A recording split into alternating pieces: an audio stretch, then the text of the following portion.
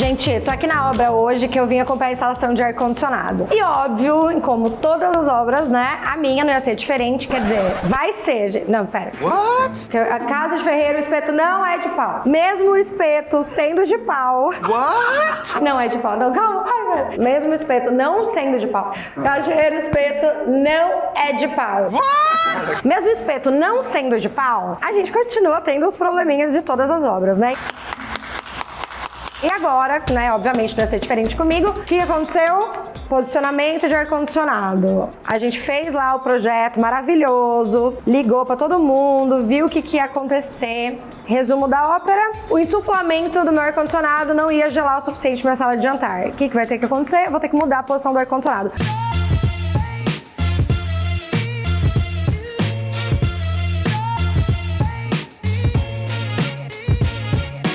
Job, vem cá, explica aí pro pessoal, qual que é o problema aqui? Aqui ficaria um equipamento em outro local e a gente teve uma mudança, né, Doide? Como aqui vai ser uma área de vidro, a gente não tem como, o pé direito vai ficar muito baixo. Apesar de ser o equipamento que tem a menor altura do mercado, ele tem 13,2. Gente, esse equipamento que eu escolhi tem 13,2 para não ter muito rebaixo de forro, que é o da LG, que é o cassete de uma via da LG. Só que daí, o que aconteceu? Deixa eu explicar. Eu vou ter um teto todo de madeira aqui. E aí eu queria deixar o teto o mais limpo possível, né? Só que eu adoro a história do cassete, porque eu também quero deixar as paredes vazias. Eu não quero ficar enchendo de split igual era a minha última casa.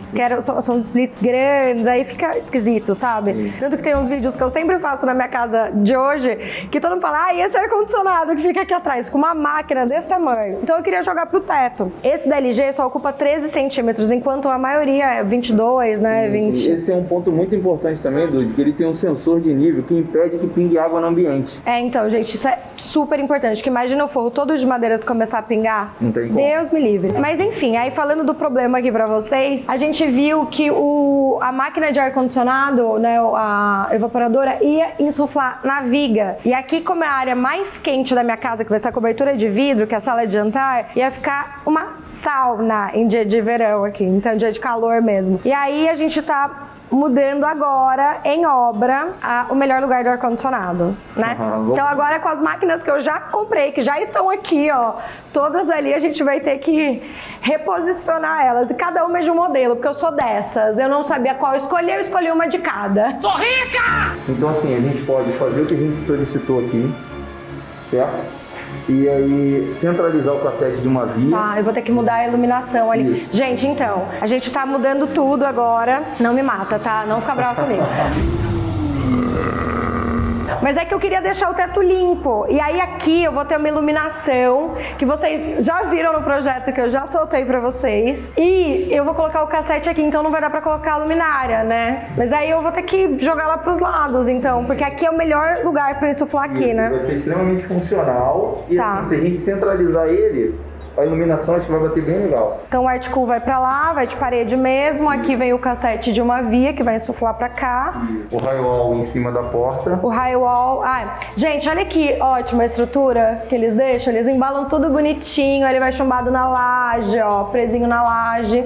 Tem algumas situações que a gente tem aquela caixa lá, as previsões, tá vendo? E nessas previsões é justamente para isentar o cliente de dor de cabeça. Ou seja, já tá a tubulação frigorígena de cobre ali dentro. Deveria, né? Pelo menos. Deveria. E a previsão do dreno, ou seja, não precisa o cliente quebrar o banheiro, quebrar a alvenaria, nada disso, já tá ali. Só que em algumas situações a gente encontra essa caixa vazia, ou sem cobre ou sem o PVC. Que é o meu caso. Ou seja, você tem que quebrar tudo, né? Quando você vai comprar um apartamento, eles falam, tem previsão de ar-condicionado. O cliente, como na maioria das vezes é leigo, não trabalha com obra, não entende disso, fala, já tá tudo passado. Mentira!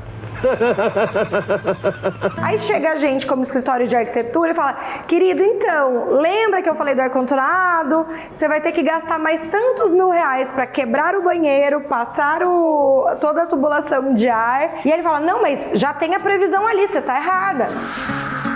Não, isso é muito mais comum que vocês imaginam. E aí o que acontece? A gente tem que quebrar tudo. Construtoras que estão me assistindo, tá? Fica a dica pra vocês, parem de enganar e engambelar os clientes de vocês. Agora o Job vai explicar pra gente qual que é a diferença da frigorígena e do dreno. Isso, é muito importante, Dude. A frigorígena passa por cima de todo o forro, geralmente. Tá. E esse isolamento é muito importante, porque se você atrofiar Vou mostrar pra câmera aqui, ó, gente. Se você apertar ele, atrofiar ele diminui a espessura. E aí, quando ele diminui a espessura, ele condensa, ele fica suando com o tempo. E aí, essa condensação mancha o seu forro daqui a algum tempo. Isso pode ser a médio e a longo prazo. Então, tem que se atentar. Por isso que nesses pontos aqui, ó, a gente não colocou a fixação direto no isolamento, porque iria apertar. Tá, aí você fez uma proteção pra não apertar ele. Exatamente. Ah, A legal. gente aumentou a área para poder diminuir a pressão da sustentação no isolamento. Então, isso é um dos motivos de ter tanto vazamento. O outro é o dreno. Em relação ao equipamento Highwall, o grande gargalo é o dreno, a posição do dreno. Gente, Highwall é o split, tá? Vulgo split, é o comunzão que todo mundo usa. Exato, exato. Então ele tem um caimento já bem ajustado, bem apertado ali. Então o instalador ele tem que se atentar a esse caimento na parede. Um detalhe importante é que essa água que desce no dreno ela é fria. E se você tiver uma parede com orientação solar muito quente, essa água fria pode condensar e gerar uma infiltração na parede também. Quando o dreno tem um desnível muito ascendente, não precisa isolar porque a água não para. Agora, quando você tem um desnível horizontal ou na diagonal, a água tende a ficar com mais frequência ali. E aí a gente indica você isolar também o dreno para que não aconteça isso futuramente. Entendi. E como que funciona no cassete essa história do vazamento? Como é a instalação? Me explica um pouquinho. O cassete, o pessoal tem muito receio ainda, porque ele fica geralmente no centro, em cima de uma mesa.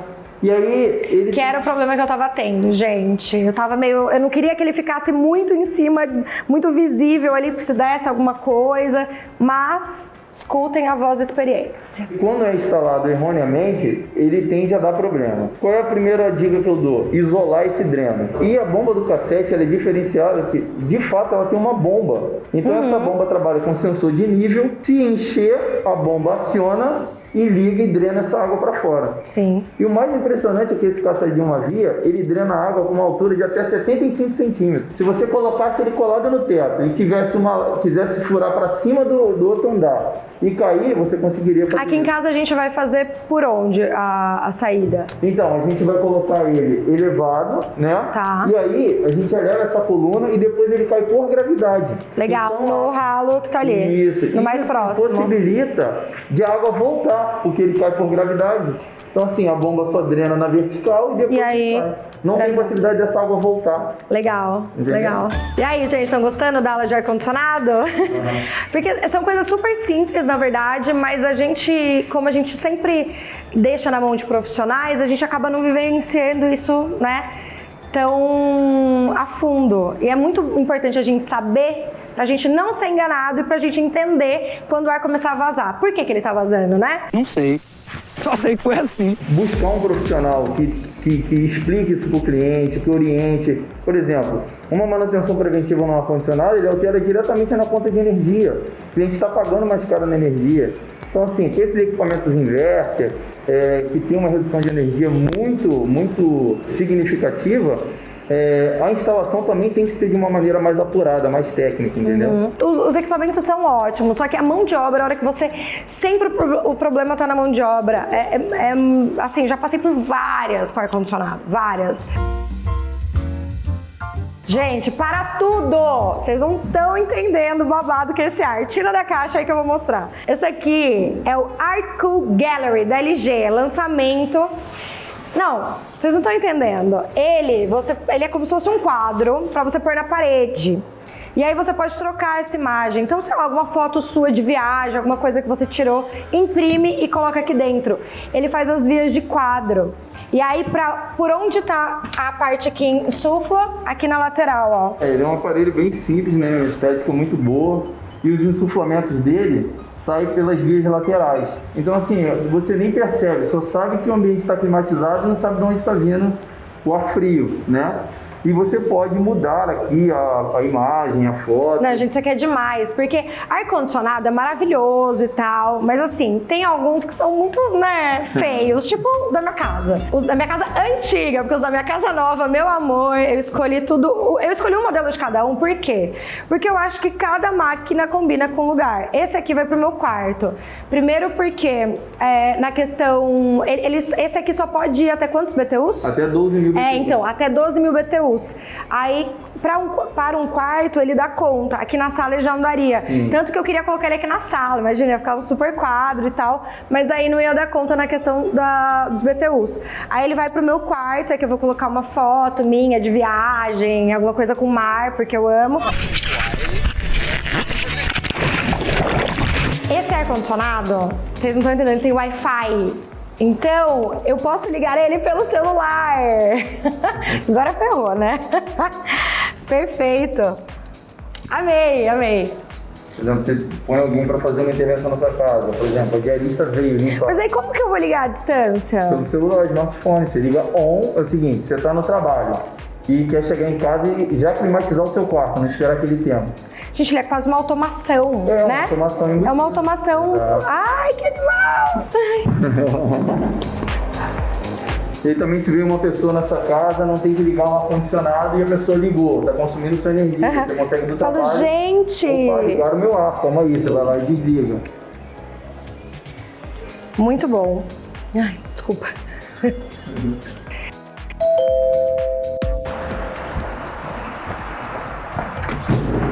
Vocês estão sendo filmados! Ai, que vergonha! Acabou de chegar a galera que vai fazer a cobertura. Turma do Everarte, Kelly, maravilhosa. Como é seu nome? Jefferson e? Jairo. Eles que vão medir a cobertura de vidro que a gente vai ter. A gente vai ter um sistema muito legal aqui, porque eu vou ter que aumentar a área, né? Lembra que eu falei pra vocês que eu ia aumentar a área e ia fazer a sala de jantar? Então, tudo isso vai ser cobertura de vidro. Então, a cobertura precisa ser muito boa, tá, gente? Não pode chover, não pode molhar meus móveis. Esse é o medo de todo mundo, né? A gente faz bastante cobertura, bastante garden, sempre tem, às vezes, algumas precauções maiores, né? Do que só o sistema de envidraçamento. Então, aqui em casa, eu vou cobrir o closet e a sala de jantar. Então, eu fui procurar um monte de empresa que trabalhasse muito bem com isso, e aí acabei escolhendo a Everarte, porque eu conheço a Kelly também há muito tempo, já trabalhamos juntas anos atrás, né? E aí, confiar minha casa na mão deles, tô super animada, vamos ver. A minha parte de envidraçamento, como que vai ser, gente? Aqui vai ser tudo envidraçado, até aqui, ó. Até onde tem a diferença do piso aqui. Essa parte vai ser toda coberta, que vai ser a sala de jantar. Então eu tive um acréscimo de área legal, né? Que eu não tenho no meu apartamento hoje. E aí aqui eu vou fazer as portas de correr pra área externa. Aqui eu vou colocar em cima dessa estrutura mesmo do peitoril que já tá aqui. E aí eles vão chumbar toda a parte de vidros e a estrutura aqui. Gente, chateadíssima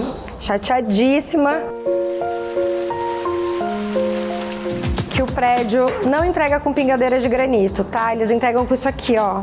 Olha que bonito, só que não. E aí eu vou ter que, né, tchim, já coloca os sinaizinhos aqui, tchim. Tem que trocar toda essa extensão aqui do garden pra pingadeira de granito, de pedra, enfim, o que vocês preferirem. Por que a gente precisa da pingadeira?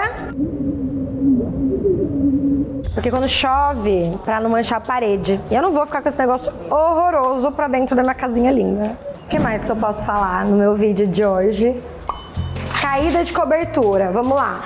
Quando a gente vai fazer cobertura, quem faz o executivo não é a gente. Eu não entendo nada de estrutura, de alumínio, de espessura de vidro. Então a gente tem que confiar na empresa que a gente vai contratar. Então a gente pesquisa, vê, né, antecedentes aí, e aí a gente contrata. O que eles fazem? Eles vêm aqui, eles medem, eu falo pra eles mais ou menos o que eu quero. Então, por exemplo, aqui na minha casa, eu considerei 285 com caída de 5% do início ao fim. O que isso significa? Que eu vou ter uma diferença de 5% da estrutura até a caída, tá? Normalmente é 5% por causa da caída da água. E aí precisa colocar toda a parte de calha, rufo, enfim. Eu vou ter mais ou menos na parte da minha sala de jantar 2,65, 2,70. E aí, obviamente, pro final é um pé direito um pouquinho mais baixo. Mas não tem problema, tá?